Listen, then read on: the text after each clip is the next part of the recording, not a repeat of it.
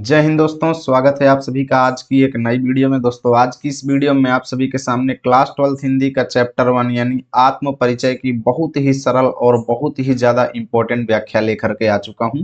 एक एक लाइन की व्याख्या मैं आप सभी को बताऊंगा, साथ ही व्याख्या लिखना कैसे है ये भी मैं आपको बताने वाला हूँ।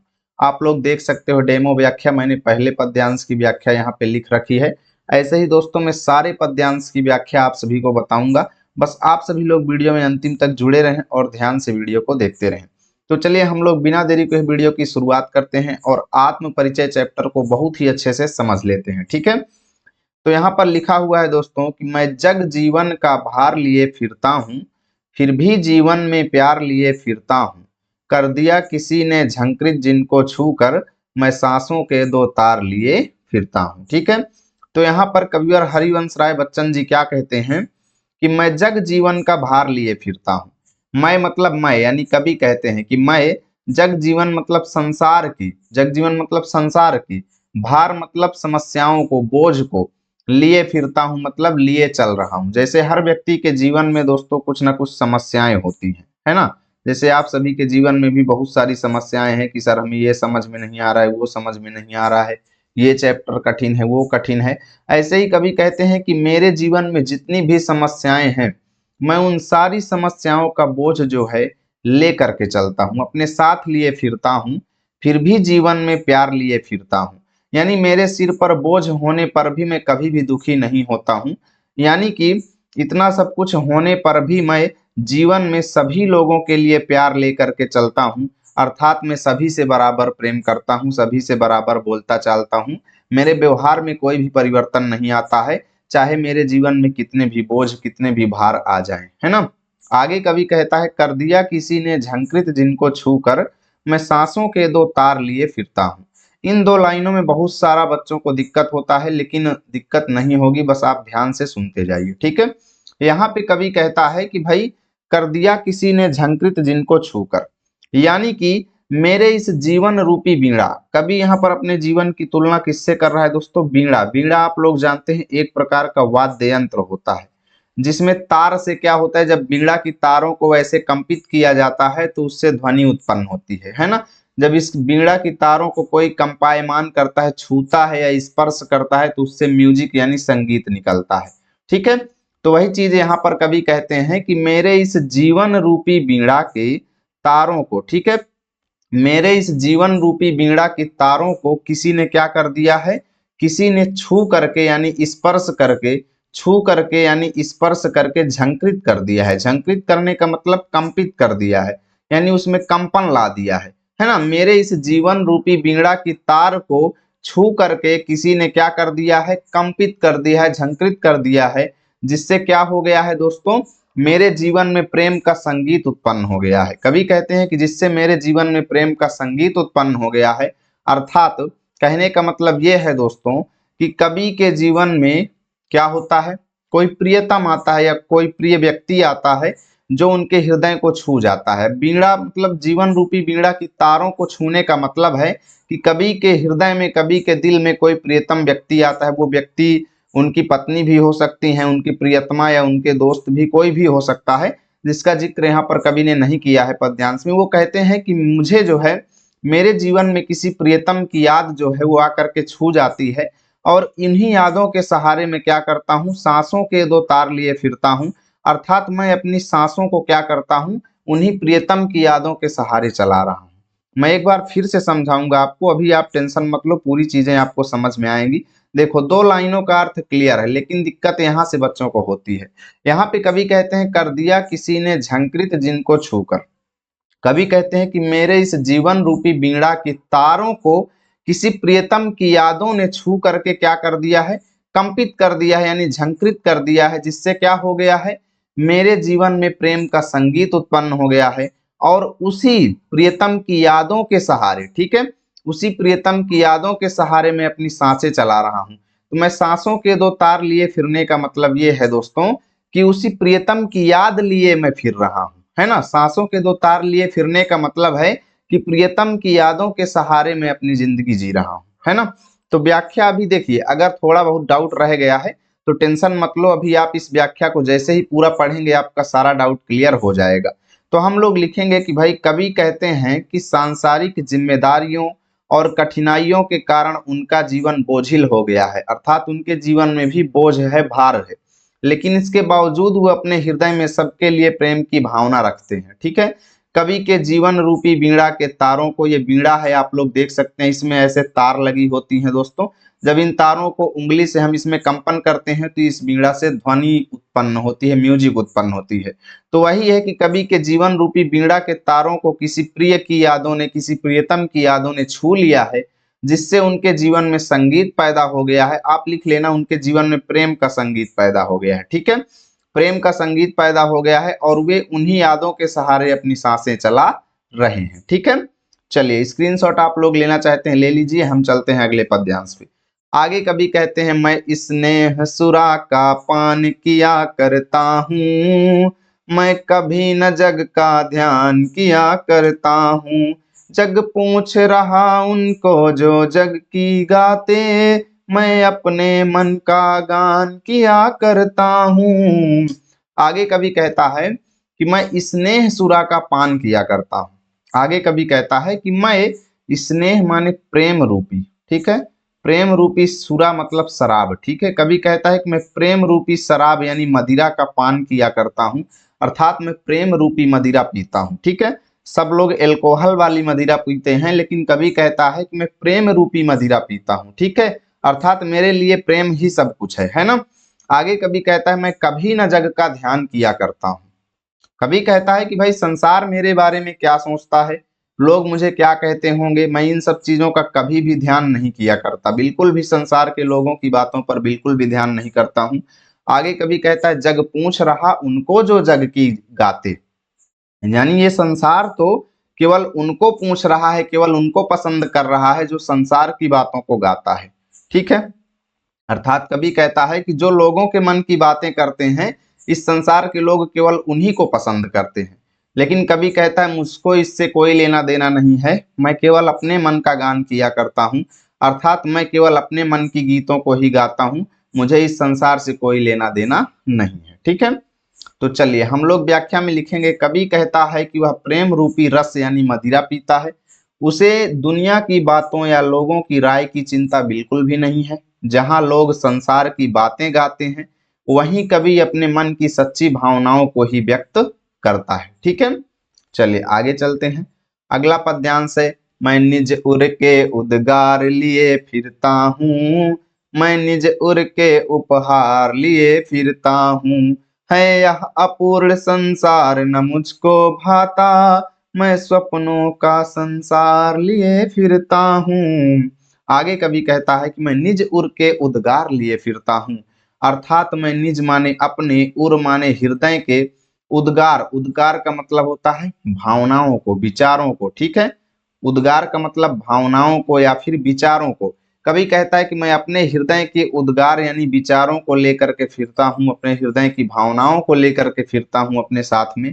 कवि कहता है मैं निज उर के उपहार लिए फिरता हूँ, अर्थात अपने हृदय के उपहार, उपहार का मतलब होता है गिफ्ट। ठीक है, गिफ्ट, यहाँ पर कवि को कैसा गिफ्ट मिला है, तो प्रेम रूपी गिफ्ट मिला है ना। तो कवि कहता है कि मैं अपने हृदय के प्रेम को लिए फिरता हूँ। ठीक है, मैं अपने हृदय में प्रेम को लिए फिरता हूँ, ऐसे कह लो। आगे कवि कहता है यह अपूर्ण संसार न मुझको भाता। कवि कहता है कि यह अधूरा, अपूर्ण, अपूर्ण माने अधूरा संसार जो है ये मुझको बिल्कुल भी भाता नहीं है, अर्थात पसंद नहीं आता। I don't like it. कवि कहता है कि ये संसार मुझे बिल्कुल भी पसंद नहीं है, इसलिए मैं स्वप्नों का संसार लिए फिरता हूँ, अर्थात मैं खुद का, अर्थात मैं अपने खुद का सपने का संसार लेकर के चलता हूँ, अर्थात मैं इस संसार की ओर ध्यान नहीं देता हूँ, मैं सपने में खुद का संसार बसा लेता हूँ, है ना। चलिए अब हम लोग इसकी व्याख्या देखते हैं। कवि कहता है कि वह अपने हृदय की भावनाएं और प्रेम अपने साथ लेकर चलता है, यह दुनिया उसे अधूरी लगती है, इसलिए उसे यह संसार अच्छा नहीं लगता है, वह अपने सुंदर सपनों की दुनिया में ही जीना पसंद करता है। ठीक है जी, चलिए अगला देखते हैं। मैं जला हृदय में अग्नि दहा करता हूँ, सुख दुख दोनों में मग्न रहा करता हूँ, जग भव सागर तरने को नाव बनाए, मैं भव मौजों पर मस्त बहा करता हूँ। आगे कवि कहता है कि मैं जला हृदय में अग्नि दहा करता हूँ, अर्थात कवि कहता है कि मैं अपने हृदय में अग्नि माने आग को जला लेता हूँ। कवि कहता है कि मैं अपने हृदय में आग को जला लेता हूँ, अर्थात कवि के कहने का मतलब ये है कि उनके हृदय में वियोग रूपी अग्नि है ना, वियोग रूपी अग्नि जो है वो क्या होती रहती है दोस्तों, जलती रहती है। वियोग रूपी अग्नि मतलब अपने प्रियतम से अलगाव का, अपने प्रियतम से वियोग की अग्नि जो है वो उनके हृदय में जलती रहती है। अर्थात जो है उनके प्रियतम से जो उनका वियोग हुआ है, अलगाव हुआ है, इस वजह से उनके हृदय में ये वियोग की अग्नि जलती रहती है। और कभी कहते हैं कि मैं उसी अग्नि में यानी वियोग की अग्नि में दहा करता हूँ, अर्थात जला करता हूँ, है ना। कवि कहता है मैं जला हृदय में अग्नि, अर्थात मैं अपने हृदय में अग्नि जला लेता हूँ। कैसी अग्नि, वियोग रूपी अग्नि, और उसी अग्नि में मैं खुद भी जला करता हूँ। अर्थात प्रियतम से ये वियोग की अग्नि जो है ये मुझे अंदर ही अंदर जलाती है ना। आगे कवि कहते हैं सुख दुख दोनों में मस्त रहा करता हूँ, फिर भी मैं सुख और दुख दोनों ही अवस्था में मग्न रहता हूँ, प्रसन्न रहता हूँ, कभी दुखी नहीं रहता हूँ। कवि कहता है जग भव सागर तरने को नाव बनाए, कि इस संसार के लोग इस संसार सागर को, भव सागर मतलब इस संसार सागर से तरने के लिए अर्थात मोक्ष प्राप्ति के लिए नाव बनाते हैं, अर्थात सहारे ढूंढते हैं। इस संसार के लोग संसार सागर से मोक्ष प्राप्ति के लिए अनेक तरीके ढूंढते हैं, जैसे नाव बनाना है ना, अनेक तरीके ढूंढते हैं। परंतु कवि कहता है मैं भव मौजों पर मस्त बहा करता हूँ, परंतु मैं संसार के हिसाब से चलता हूँ। मैं संसार सागर से पार जाने के लिए खुद तरीके नहीं ढूंढता हूँ, संसार मुझे जिधर ले जा रहा है मैं उस तरीके से चल रहा हूँ, ठीक है।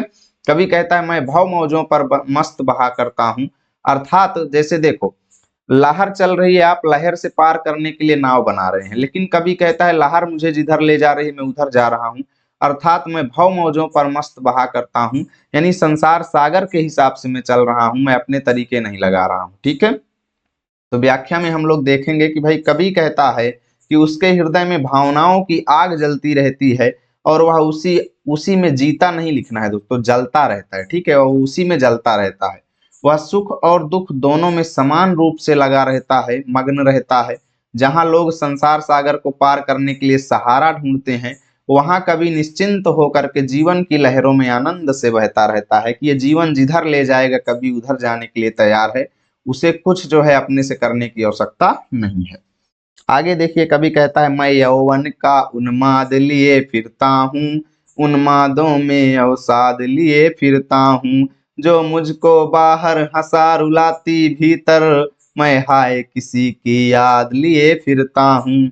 आगे कवि कहता है कि मैं यौवन, यौवन माने युवावस्था, कवि कहता है कि मैं युवावस्था का उन्माद, उन्माद माने पागलपन, जैसे युवावस्था में हर व्यक्ति के अंदर एक उन्माद होता है, पागलपन होता है, वैसे ही कवि कहता है मैं भी अपनी युवावस्था का उन्माद यानी पागलपन लिए फिर रहा हूँ, ठीक है।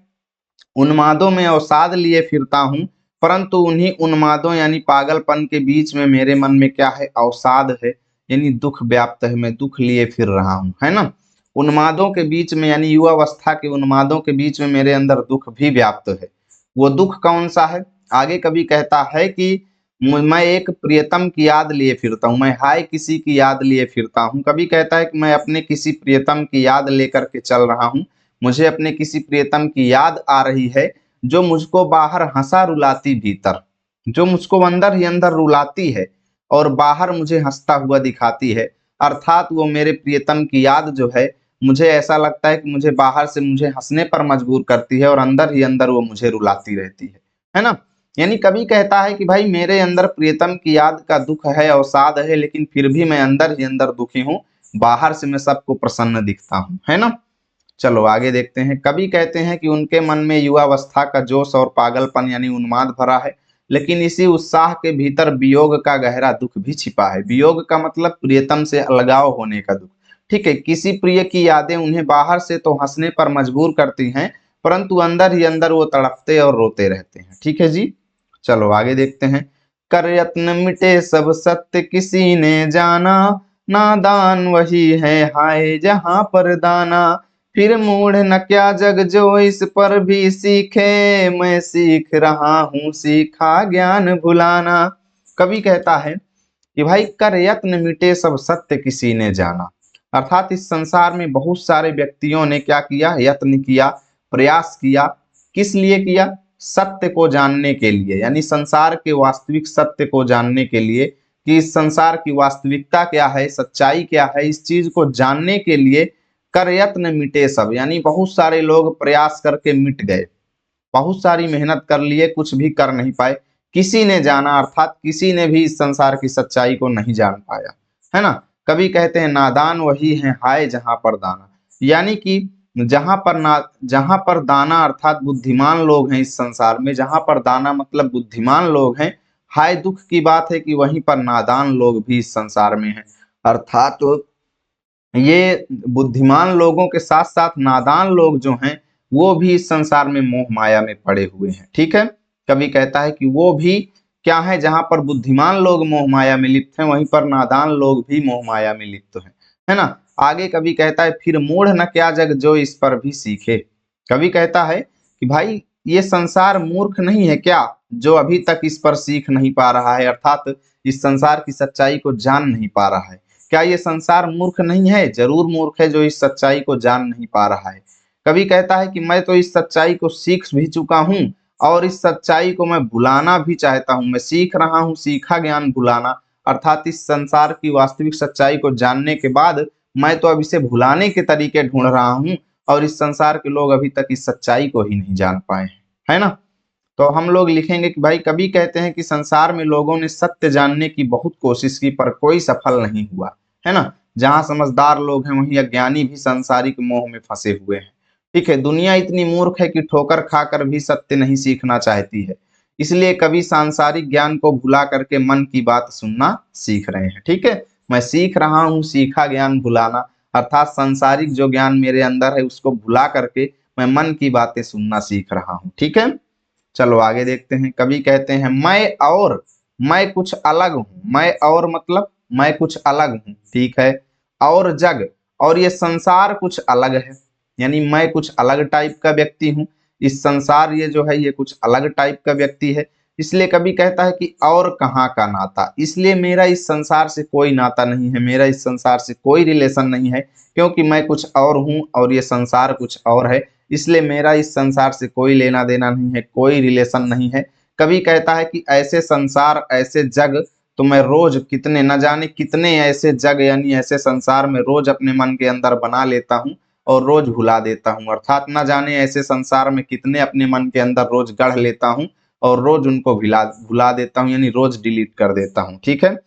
कभी कहते हैं जग जिस पृथ्वी पर जोड़ा करता वैभव, अर्थात इस संसार के लोग यानी ये जग यानी इस संसार के लोग जिस धरती माता पर वैभव इकट्ठा करते हैं, अर्थात प्रॉपर्टी इकट्ठा करते हैं, धन जायदाद इकट्ठा करने में लगे हुए हैं, कभी कहते हैं कि मैं प्रति पग से उस पृथ्वी को ठुकराता, अर्थात मैं प्रत्येक पैर से अर्थात अपने प्रत्येक कदम पर उस सारे वैभव को सारे मोह माया को ठुकराता हूँ, ठीक है। पृथ्वी को ठुकराने का मतलब है धरती माता को ठुकराना, लेकिन कभी धरती माता को नहीं ठुकरा रहे हैं, कभी ठुकरा रहे हैं उस वैभव को, उस धन जायदाद को, उस प्रॉपर्टी को। कभी कहते हैं कि मैं इन सब चीजों के पीछे नहीं पड़ता, ठीक है। तो हम लोग लिखेंगे कि भाई कभी कहते हैं कि उनका स्वभाव और यह संसार बिल्कुल अलग है, इसलिए उनके बीच कोई मेल नहीं है। वे अपनी कल्पना में हर रोज एक नई दुनिया बनाते हैं और रोज मिटा देते हैं, ठीक है, रोज डिलीट कर देते हैं। संसार जिस धन दौलत और सुख सुविधाओं को इकट्ठा करने में लगा रहता है कभी उसे अपने पैरों से ठुकरा देते हैं, ठीक है। अगला है मैं निज रोदन में राग लिए फिरता हूँ, शीतलवाड़ी में आग लिए फिरता हूँ, हो जिस पर भूपों के प्रासाद निछावर, मैं वह खंडहर का भाग लिए फिरता हूँ। कभी कहता है कि मैं निज रोदन में राग लिए फिरता हूँ, कि अगर मैं रोता भी हूं ना तो उस रोने में भी मेरे क्या है, एक राग छिपा हुआ है, एक मधुरता छिपी हुई होती है। जब मैं रोता भी हूं ना अंदर से तो उसमें भी एक मधुरता छिपी हुई होती है, एक राग छिपी हुई होती है, अर्थात मेरे रोने में भी एक राग छिपा होता है। शीतल वाणी में आग लिए फिरता हूँ, अर्थात मेरी वाणी जो है वो शीतल है, अर्थात सुनने में लोगों को शीतलता प्रदान करने वाली है, फिर भी मेरी वाणी में अंदर ही अंदर आग है, अर्थात मेरी वाणी में अंदर ही अंदर दुख भरा होता है, दुख व्याप्त होता है, तीव्र भावनाएं मेरी वाणी में भरी हुई होती हैं। कभी कहती है हो जिस पर भूपों के प्रसाद निछावर, मैं वह खंडहर का भाग लिए फिरता हूँ। कभी कहते हैं कि इस दुनिया में जितने राजा महाराजा जो हैं वो अपने प्रसाद यानी महलों पर निछावर होते रहते हैं, हो जिस पर भूपों के प्रसाद निछावर, अर्थात ये राजा महाराजा जो हैं जिन महलों पर निछावर होते रहते हैं यानी गर्व करते रहते हैं। कवि कहता है कि मैं वह खंडहर का भाग लिए फिरता हूँ, मैं उसी धन वैभव के चक्कर में बिल्कुल भी नहीं पड़ता हूँ और मात्र एक खंडहर यानी अपने जीवन में केवल खंडहर यानी उदासी को लेकर के फिर रहा हूँ। अर्थात मेरे जीवन में बिल्कुल उदासी है, बिल्कुल सादापन है, किसी भी प्रकार का कोई मोह माया नहीं है। ठीक है, तो हम लोग लिखेंगे कवि कहता है कि उसके रोने में भी एक मधुरता है, उसकी शांत वाणी के भीतर भी तीव्र भावनाएं छिपी हुई हैं। जिन भव्य महलों पर राजा गर्व करते हैं, निछावर होते हैं, कवि उनसे दूर रहकर खंडहर यानी सादगी और उपेक्षा को अपनाए हुए हैं। ठीक है जी, आगे है, मैं रोया इसको तुम कहते हो गाना, मैं फूट पड़ा तुम कहते छंद बनाना, क्यों कवि कहकर संसार मुझे अपनाए, मैं दुनिया का हूं एक नया दीवाना। कवि कहता है कि जब मैं रोता हूं तो इस संसार के लोग कहते हैं कि मैं गाना गा रहा हूं।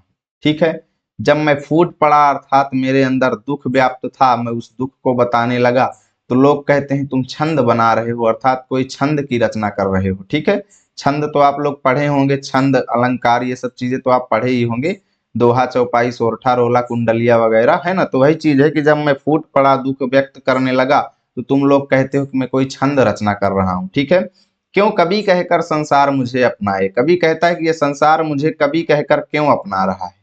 ठीक है, कवि कहते हैं कि मैं दुनिया का हूँ एक नया दीवाना, मैं कोई पोएट कोई कवि नहीं हूं, मैं इस दुनिया का केवल एकमात्र दीवाना हूँ।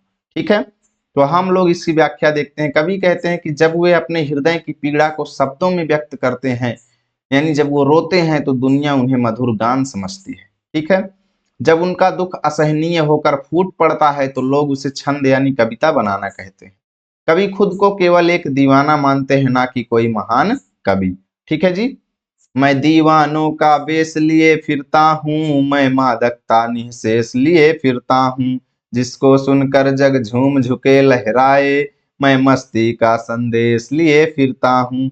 कवि कहते हैं कि मैं इस संसार में केवल दीवानों का वेशभूषा लेकर के फिरता हूँ, अर्थात मैं एक दीवाना हूँ और दीवाने का ही वेशभूषा लेकर के चलता हूँ। मेरे अंदर मादकता निःशेष है, अर्थात मेरे अंदर मादकता परिपूर्ण है, भयंकर तरीके से भरी हुई है।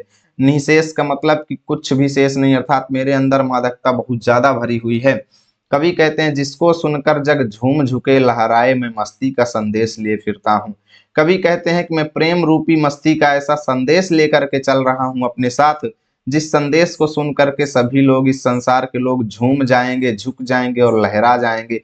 अर्थात ये प्रेम का संगीत ऐसा है जिसको सुन करके सभी के अंदर प्रसन्नता का संचार होगा।